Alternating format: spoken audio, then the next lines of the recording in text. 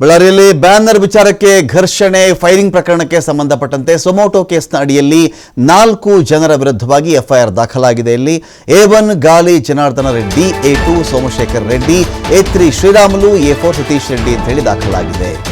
ಯಾವ ಬ್ಯಾನರ್ ವಿಚಾರಕ್ಕೆ ಸಂಬಂಧಪಟ್ಟಂತೆ ಜನಾರ್ದನ ರೆಡ್ಡಿ ಕಡೆಯವರು ಅಡ್ಡಿಪಡಿಸಿದ್ದಾರೆ, ಬ್ಯಾನರ್ ಕಟ್ಟೋ ವಿಚಾರಕ್ಕೆ ಹರಿದು ಹಾಕಿದ್ದಾರೆ, ಅದನ್ನು ಅವ್ರ ಕಡೆಯಿಂದ ಜನ ಬಿಟ್ಟಿದ್ದಾರೆ, ಗಲಾಟೆ ಮಾಡಿಸಿದ್ದಾರೆ, ಕಲ್ಲು ತೂರಾಟ ಮಾಡಿಸಿದ್ದಾರೆ ಅಂತ ಆರೋಪಗಳಿತ್ತಲ್ಲ.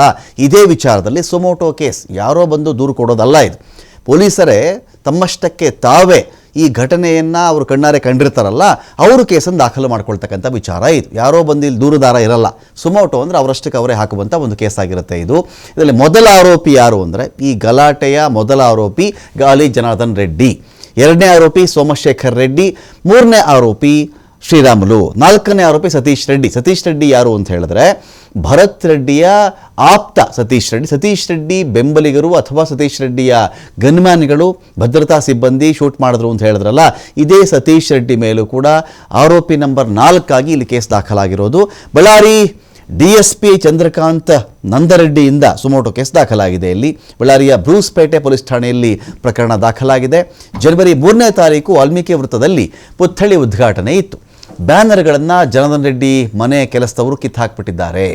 ಬಳ್ಳಾರಿ ಕಾಂಗ್ರೆಸ್ ಮುಖಂಡ ಸತೀಶ್ ರೆಡ್ಡಿ ಬೆಂಬಲಿಗರು ಹಾಗೂ ಜನಾರ್ದನ್ ರೆಡ್ಡಿ ಬೆಂಬಲಿಗರು ಕಲ್ಲು ತೂರಾಟ ಮಾಡಿಕೊಂಡಿದ್ದಾರೆ. ಇಲ್ಲಿ ಆಗ ನಾವು ಅಲ್ಲಿದ್ದವರನ್ನು ಚದುರಿಸಿದೆವು. 7ವರೆಗೆ ಜನಾರ್ದನ್ ರೆಡ್ಡಿ, ಸೋಮಶೇಖರ್ ರೆಡ್ಡಿ, ರಾಮುಲು ಸ್ಥಳಕ್ಕೆ ಬರ್ತಾರೆ. ಅದೇ ಸಮಯಕ್ಕೆ ಭರತ್ ರೆಡ್ಡಿ 1000ಕ್ಕಿಂತ ಹೆಚ್ಚಿನ ಬೆಂಬಲಿಗರ ಜೊತೆಗೆ ಬಂದಿದ್ದು.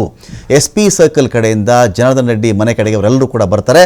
ಬಳಿಕ ಅಕ್ರಮವಾಗಿ ಗುಂಪುಗೂಡಿ, ಇದು ಕೂಡ ಕಾನೂನು ಪ್ರಕಾರ ಒಂದು ಅಪರಾಧ ಆಗುತ್ತೆ. ಅಕ್ರಮ ಕೂಟ, ಇದು ಕೂಡ ಒಂದು ಗುಂಪುಗೂಡುವಿಕೆ ಇದೆಯಲ್ಲ ಅಕ್ರಮವಾಗಿ, ಇದು ಕೂಡ ಒಂದು ಕಾನೂನು ಪ್ರಕಾರ ಅಪರಾಧ ಆಗುತ್ತೆ.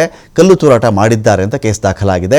ಈ ಘಟನೆಯಲ್ಲಿ ಕೆಲಸದಲ್ಲಿದ್ದಂತಹ ಪೊಲೀಸರಿಗೂ ಕೂಡ ಏಟು ಬಿತ್ತು. ಜನಾರ್ದನ್ ರೆಡ್ಡಿ ಬೆಂಬಲಿಗರು ಹಾಗೂ ಸತೀಶ್ ರೆಡ್ಡಿ ಬೆಂಬಲಿಗರು ಪೊಲೀಸರ ಕರ್ತವ್ಯಕ್ಕೆ ಅಡ್ಡಿಪಡಿಸಿ ಕಲ್ಲು ತೂರಾಟ ಮಾಡಿದ್ದಾರೆ, ಪೊಲೀಸರನ್ನೂ ಗಾಯಗೊಳಿಸಿದ್ದಾರೆ ಅಂತೇಳಿ ಸುಮೋಟೋ ಕೇಸ್ ದಾಖಲಾಗಿದೆ. ಇಲ್ಲಿ